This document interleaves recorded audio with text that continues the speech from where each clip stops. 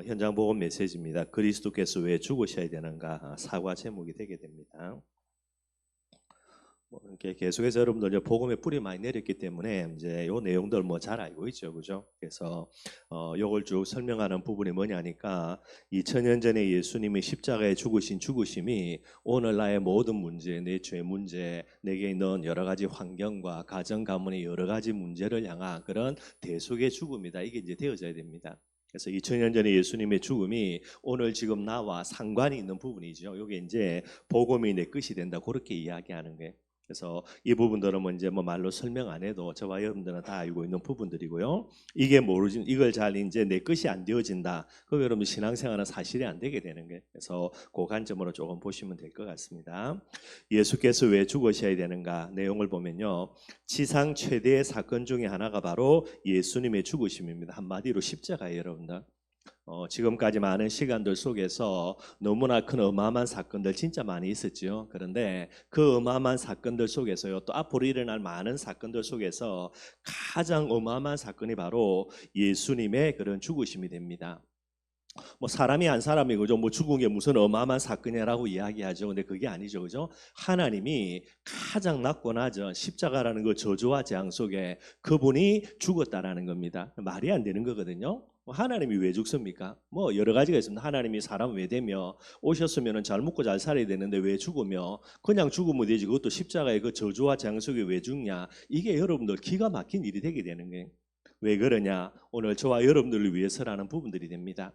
그러니 저와 여러분들에게 있어서 최고의 가장 어마어마한 사건, 다르게 이야기하면 하나님의 가장 지극한 사랑, 그게 뭐가 되냐? 그게 이제 십자가가 될 수밖에 없게 되는 거예요. 그러니 이 십자가의 비밀이 내 마음 중심에 안 담겨 있다. 그건 여러분들 복음 모르는 거고요. 하나님 사랑한다고 또 다 거짓말이고 그렇습니다. 그래서 더욱이 죄 없으신 분이 이제 죽으셨다라는 것이 이제 중요한 부분이 되게 되겠죠. 그리고 이것이 중요한 이유는 뭐냐? 구약 성경에 수백 번 예언되었다라는 게. 그래서 여러분들 예언된 대로 오셔서 예언된 대로 죽으시는 부분들이 됩니다. 그래서 성경 말씀은 하나님의 말씀이 맞다라는 게.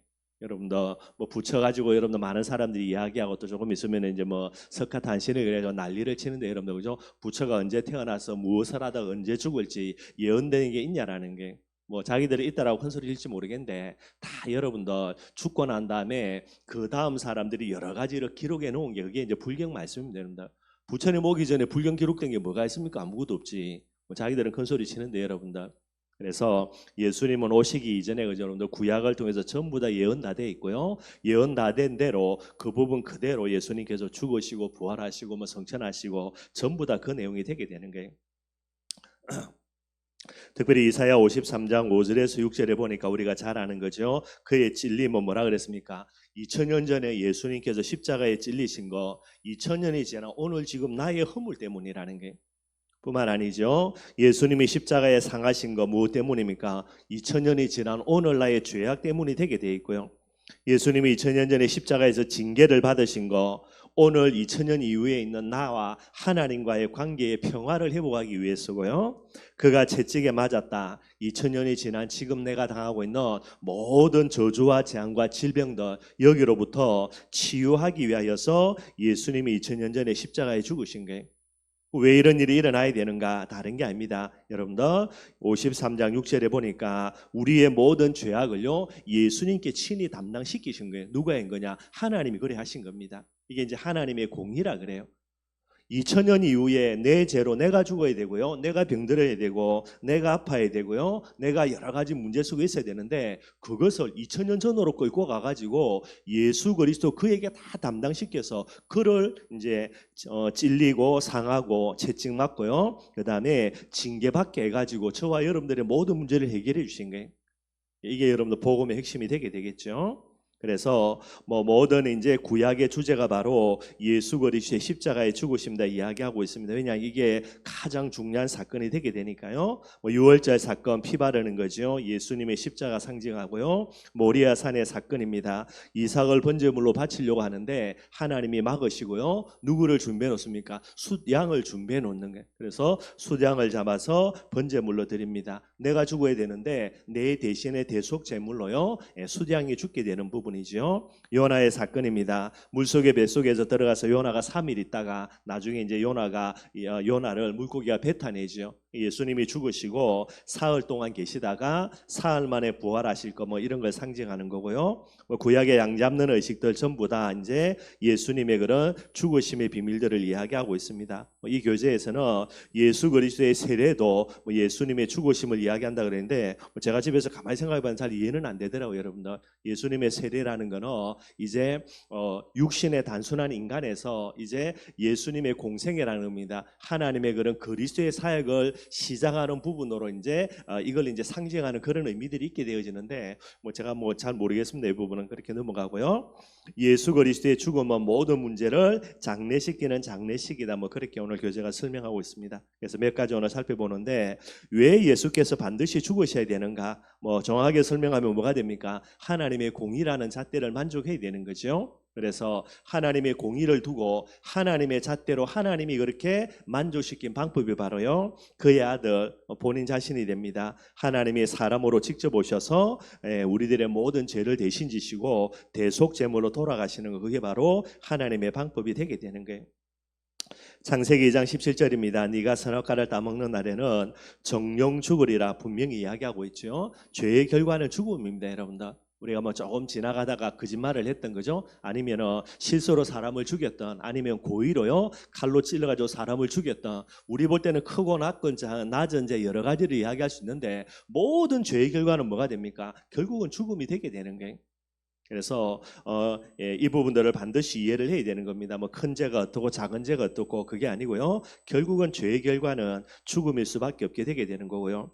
그래서 로마서 3장 10절에 여러분들 어느 정도냐? 모든 사람이 죄인이고요. 로마서 3장 23절에 의인이 한 사람도 없다라는 게 우리의 잣대입니다. 세상의 잣대로는 덜 죄인, 더 죄인 이렇게 구분할 수 있는 겁니다. 그러나 하나님의 잣대에는요 모든 사람이 죄인이고요. 그러니 이 죄로 결과를 이미 죽었고 지금도 죽어가고 있고 영원한 죽음 지옥 들어가고 이 부분이고요.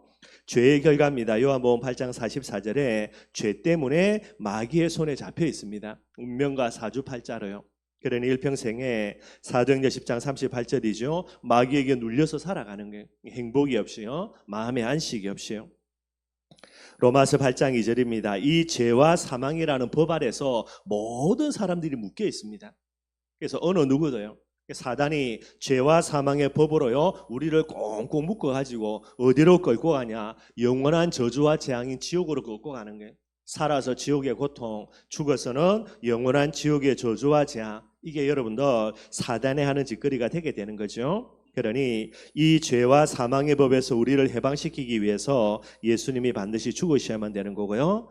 로마서 5장 8절입니다. 우리가 아직 죄인 되었을 때에 저와 여러분들이 구원받을 자격도 조건도 전혀 없는 순간이, 근데 온전한 전적인 하나님의 은혜로요 하나님의 공의를 만족시키기 위해서 하나님이 어떤 방법을 선택하냐? 그분이 직접 사람의 몸을 입고 오셔서 자신이 친히 우리의 대속 제물로 돌아가시는 거예요. 이 방법이 아니면 안 되기 때문에 하나님이 이 방법으로 하나님의 공의를 친히 만족하시게 되게 되는 거죠. 로마서 5장 19절입니다. 한 사람이 불순종함으로 모든 사람이 죄 가운데 빠져든 거예요. 그 한 사람은 이제 아담이 되게 되겠죠. 또 그래서 설명합니다. 한 사람의 순종입니다. 하나님으로 오신 예수님 그분의 자기 의지를 가지고요 십자가의 대속 제물로 자기의 생을 내어놓는 겁니다. 이 한 사람의 순종으로 말미암아 많은 사람이 의인이 된다라고 이렇게 로마서 5장 19절이 이야기하고 있고요. 모든 인류를 대신하여 죄가 없으신 분이 대신 죽어야 죄가 해결되기 때문이다. 이렇게 이야기하고 있습니다. 이걸 좀 다르게 쓰면 어떤 신학자들은요, 이제 하나님의 그런 이제 절대 주권의 비밀 속에서 택함 받은 자들을 위해서 예수님이 십자가에 돌아가셨다면 이래 이야기하는 사람들이 있고요. 그거는 신학자들이 치고받고 싸우는 거니까 그러려나 여러분들 이해하시면 됩니다. 어떤 사람은요, 모든 인류를 대신하여 예수님 십자가에 지셨다. 아니다. 하나님의 택함 백성을 받은 백성들을 위해서 예수님이 십자가에 지셨다. 이걸 이제 자기들끼리 싸우는 건데 이래 말해도 되고 저래 말해도 그러려고 넘어가면 됩니다. 여러분들 우리는 싸울 필요는 없고요. 두 번째입니다. 예수 그리스도의 죽음은 무슨 결과를 남겼는가라는 거예요. 2000년 전에 예수님이 십자가에 죽으심으로 인하여서 그분을 믿는 모든 사람들요 어떻게 됩니까? 죄인이 아니라 의인으로요. 그래서 죄 가운데가 아니라 거룩한 상태로 바뀌어지게 되게 되는 거죠. 고린도서 5장 21절에 우리의 죄를 대신하여 죽으신 겁니다. 항상 기억해야 됩니다. 내가 죽어야 되는데 내 대신 예수님이 죽으신 거예요. 그래서 앞으로도 저와 여러분들이 부족해서 연약해서 죄를 지을 수도 있고요. 실수할 수도 있습니다. 이 모든 부분들은 뭐가 돼야 됩니까? 내 모습 보면서 낙심하고요. 안타까워하고 심지어 원망하고 불평하고 또 다른 사람 때문에 이런 문제가 왔다. 그 사람에게 여러분들 그죠? 손가락질하고 그런 게 아니고 2000년 전에 예수님이 나의 죄를 위해서 돌아가셨으니까요. 모든 것이 복음 앞으로 십자가 앞으로 끌고 가는 그런 제목이 되어야 되는 거예요. 이게 이제 전도자의 가장 중요한 모습이 되게 되는 거죠. 히브리서 9장 28절입니다. 많은 사람의 죄를 대신 담당하셨다. 왜 많은 사람이라 그랬냐? 여러분들 택함 받은 자들의 모든 죄를 담당하시기 때문에 많은 사람이라 그렇게 이제 히브리서 기자가 설명하고 있고요. 히브리서 10장 10절입니다. 그리스도의 몸을 단번에 들이심으로 말미암아 우리가 거룩함을 얻게 되게 되는 거예요. 예수님의 십자가의 사역은 여러분들 단번의 사역입니다. 한 번의 사역으로요 영원한 그런 이제 속죄를 이루시고요 영원한 속죄 정도가 아니라 완전한 속죄를 이루신다는 거예요. 그래서 한 번의 사역으로 완전한 속죄, 영원한 속죄, 이 속죄를 이루시는 것이 하나님의 그런 귀중한 십자가의 사역이 되게 됩니다. 베드로전서 3장 18절에요. 불의한 우리를 대신하여 죽으심으로 우리를요 하나님 앞으로 인도한다. 그렇게 이야기하는 거예요. 그래서 늘 설명하는 거죠. 창세기 3장 문제 3가지고요. 예수님의 십자가의 죽으심 단순하게 죄 문제만을 해결한다 그러는데 이 십자가의 죽으심으로 말미암아 또 다른 문제입니다. 하나님 떠난 문제, 사단 문제까지도 해결할 수밖에 없게 되게 되는 거예요. 그래서 베드로 사도는요. 예수님의 십자가의 죽으심으로 죄에서 용서받는 것뿐만 아니라 우리가 하나님 앞으로 인도되어져서 하나님을 만나는 부분이다라고 베드로 사도가 설명하고 있습니다. 세 번째요. 예수 그리스도의 죽음의 비밀이 무엇인가? 요한에서 3장 8절이죠. 마귀의 일을 멸하기 위해서 요한복음 14장 6절입니다. 하나님께로 가는 그런 길을 만들어 주시고요. 로마서 6장 6절입니다. 죄의 몸을 멸하여 다시는 죄에게 종노릇 하지 않게 하려고요. 예수님의 십자가이신 비밀이죠. 이게 여기서부터 이제 복음이 이제 완성되게 되는 거고요. 그래서 십자가의 죽으심으로 우리의 모든 죄 문제 완전히 해결하는 정도가 아니고요. 이거로부터 시작되어서 어디로 갑니까? 예수님이 사흘 만에 부활하심으로 사망의 권세, 죄와 지옥, 사단의 권세까지 완전히 꺾으시게 되게 되는 거예요.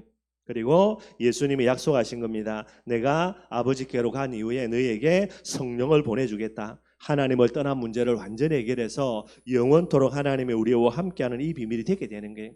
그래서 복음이라 이야기할 때 그죠? 예수님이 오신 거 그다음에 죽으셔야 되고 부활하셔야 되고 성령으로 우리와 함께 하셔야 되는 거 그 부분까지 쭉 가지게 되는 거예요. 네 번째입니다. 구약의 예언적인 의미라 그러죠. 그래서 구약은 뭐가 됩니까? 예언입니다. 뭐가 예언이냐? 예수님이 오셔서 우리의 모든 죄를 십자가에서 해결해 주신다라는 부분에 대한 예언이 되게 되는 거예요. 그럼 신약은 뭐가 됩니까? 성취라는 부분들이 되게 되겠죠. 예언된 대로 그분이 오셔서 이 모든 일을 이루셨다라는 거예요. 그래서 구약의 비밀들을요. 창세기 3장 15절에 죄를 범하게 한 장본인인 마귀를 멸하러 오실 예수님에 대해서 예언을 하고 있습니다. 여자의 후손 보내주겠다. 이 여자의 후손이 와서 뱀의 머리를 상하게 할 것이다. 뱀은 그의 발꿈치를 상하게 할 것이다. 이게 우리가 알고 있는 원시 복음이 되게 됩니다. 늘 감사한 거는요. 범죄한 인간에게 하나님이 찾아오셔서 분명히 뭐를 점검하냐. 네 왜 선악과 따먹었냐. 아담의 핑계입니다. 하와 때문에요. 하와에게 무슨 네가 왜 선악과 따먹었냐. 뱀이 나를 유혹해서 하나님이 지금 누구와 죄지은 거 따지려고 하는 게 아니고요. 하나님이 이야기하십니다.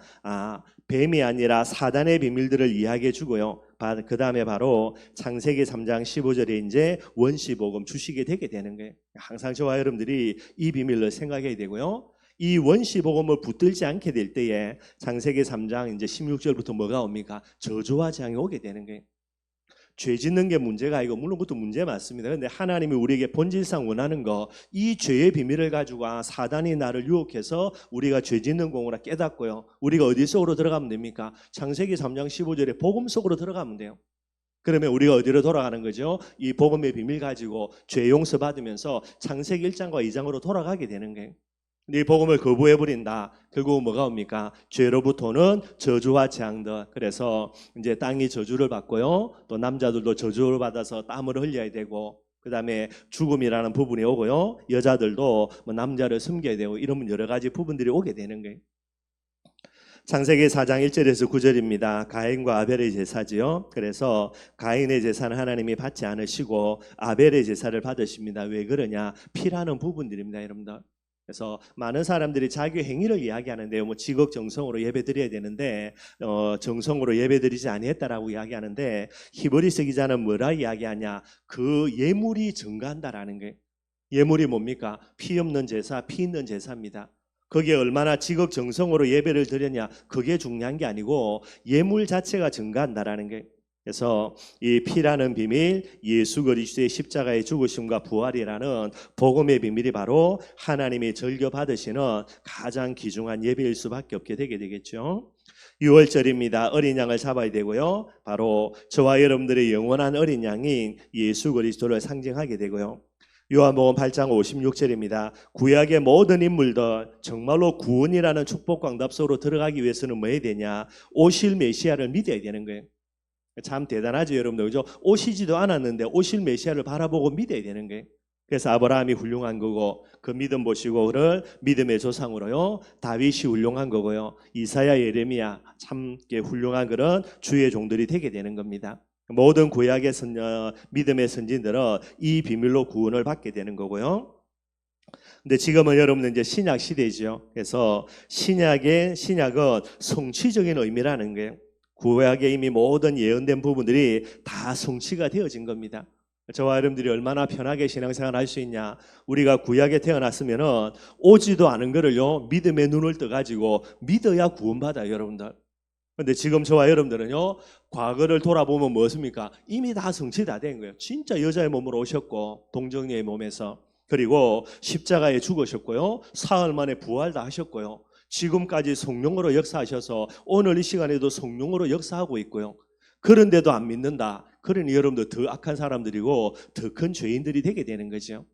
저와 여러분들 뭐 신앙생활이 어렵다 큰 소리 치면 안 됩니다. 구약의 믿음의 선진들 보면요, 그 사람들이 천국에서 우리 보면은 기가 막힐 거예요. 나는 안 보고 믿어 구원받았는데 다 성취 다 되고 다 이루어졌는데 그것 가지고도 올바르게 신앙생활을 못하냐라고 그렇게 이야기하며 저와 여러분들 할 말이 없게 되게 되는 거예요.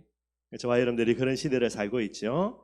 마태복음 1장 23절입니다. 동정녀의 탄생을 이야기하는 거예요. 왜 그러냐? 죄 없는 몸으로 오셔야 됩니다. 그러니 여러분들 남자와 여자 사이가 아니라 무엇으로요? 남자 없이 여자의 몸에서. 그럼 하나님이 직접 와서 구해주면 되지. 왜 그렇게 복잡하게 사람으로 태어나야 되냐? 사람이 범죄했기 때문에 사람의 몸을 갖고 오셔야 되는 거예요. 그게 바로 이제 동정녀 탄생의 비밀이 되게 됩니다. 마태복음 3장 16절에 17절에는요, 하나님의 성령이 임하신 거죠. 그래서 사람의 모습으로 있는 부분이다가 이제는 공식적으로 그리스도의 사역을 감당하기 위해서 뭐가 됩니까? 하나님의 아들이라는 이런 이제 공식적인 자리를 예수님이 취하시게 되는 거예요.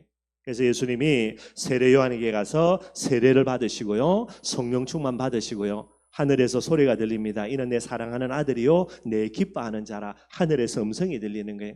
이 이후로 예수님께서 이제 공생애를 시작하게 됩니다. 그리스도의 사역들을 시작하시게 되게 되지요. 짧은 기간입니다. 3년 동안 공생애 사역을 시작하시게 되게 되는 거예요.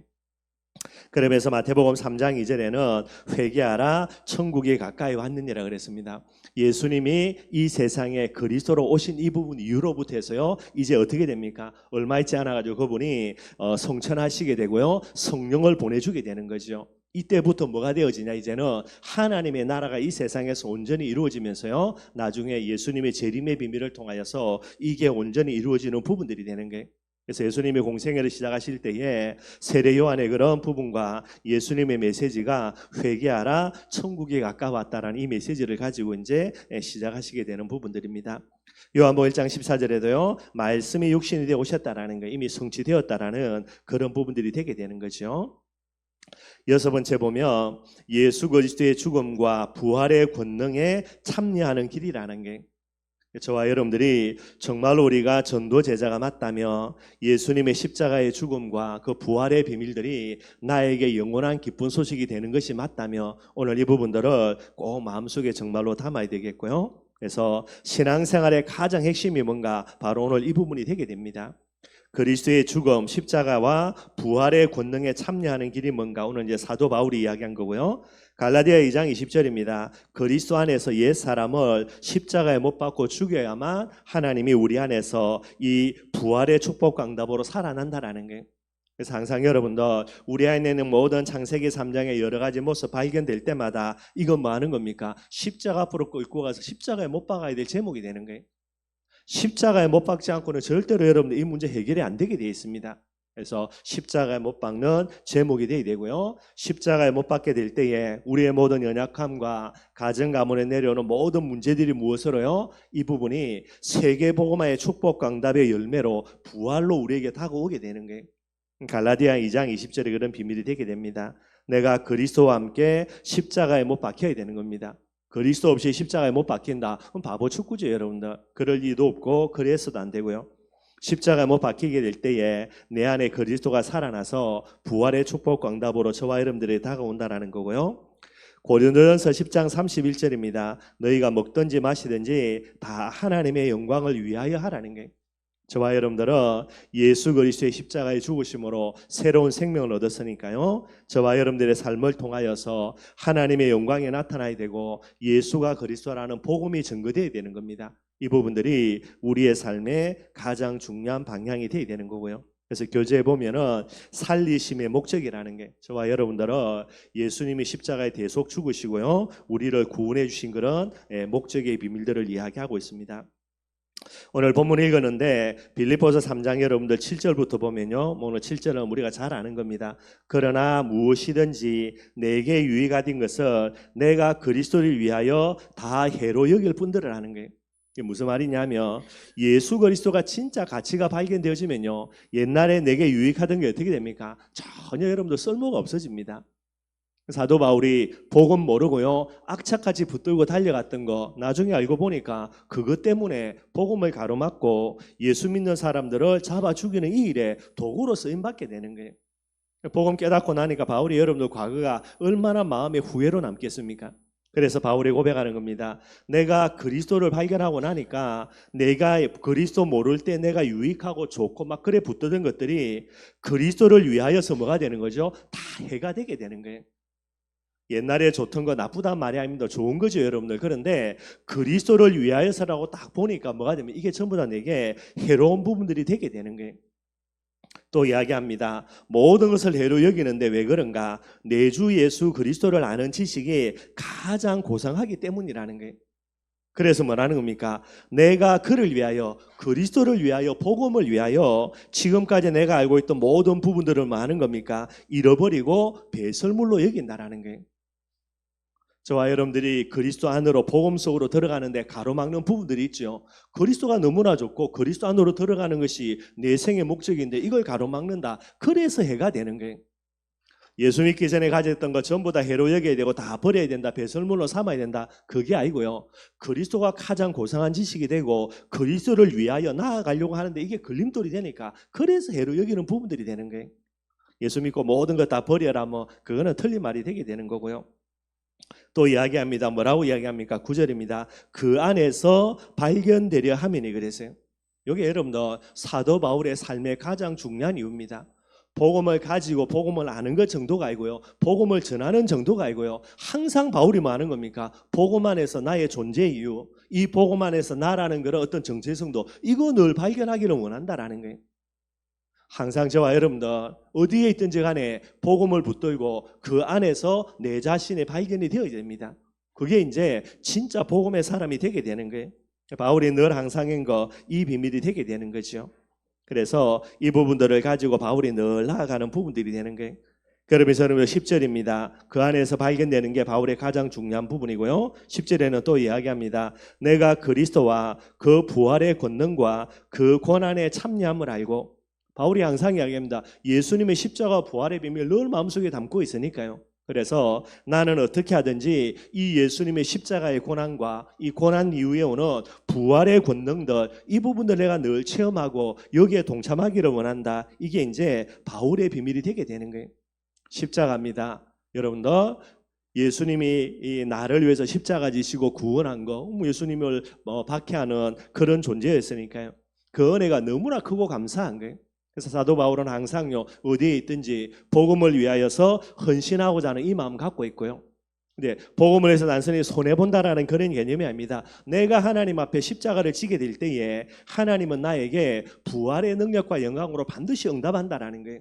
이 두 가지를 늘 바울이 가지고 하는 부분들이 되게 되는 거예요. 그래서 바울의 신앙생활 어디에 있든지 어떻게 하면 내가 복음을 위해서 헌신할까? 헌신하면서요, 이 나의 헌신을 가지고 하나님이 어떻게 부활의 축복과 응답과 열매로 내게 역사하실까? 거기에 대한 항상 기대와 소망들을 갖고 있게 되는 거예요.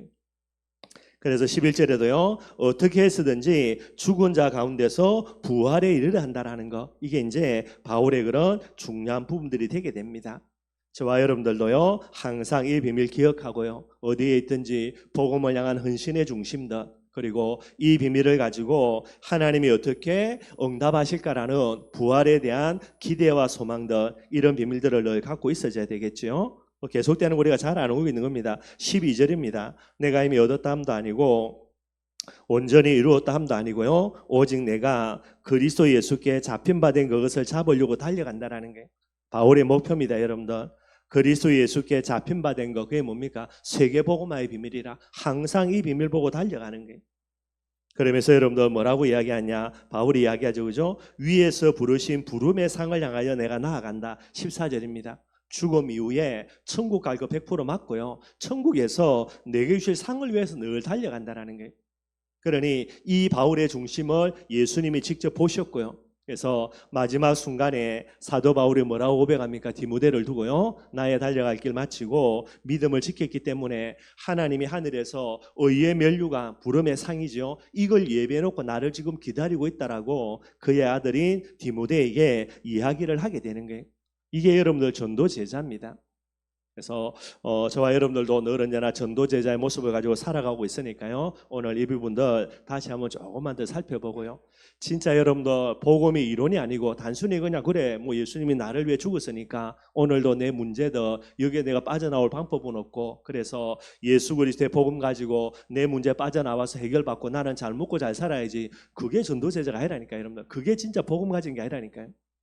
이 복음의 비밀을 가지고 내 과거, 현재, 미래 문제 완전히 끝내놓고요, 이제 내가 사는 건 뭐 해야 됩니까? 복음을 위하여서 어떻게 하든지 간에 내가 십자가의 이런 고난 속에 내가 동참하고요, 그리고 나를 통해서 하나님이 행하시는 부활의 응답과 축복에 대한 기대와 소망 가지고요, 오늘도 위에서 부르신 부름의 상을 바라보고 예수님의 손에 붙들고 있는 그 언약입니다. 세계복음의 언약을 향해서 한 걸음씩 한 걸음씩 나아가는 거예요. 이게 전도 제자의 모습이 되게 됩니다. 항상 이 비밀 기억하고요, 오늘도 정말 이 전도 제자의 모습들 가지고 한 걸음씩 한 걸음씩 언약의 여정을 걸어가는 그런 저와 여러분들이 되기를 주님의 이름으로 축원드리겠습니다. 우리 찬송가 150장 찬양하도록 하겠습니다.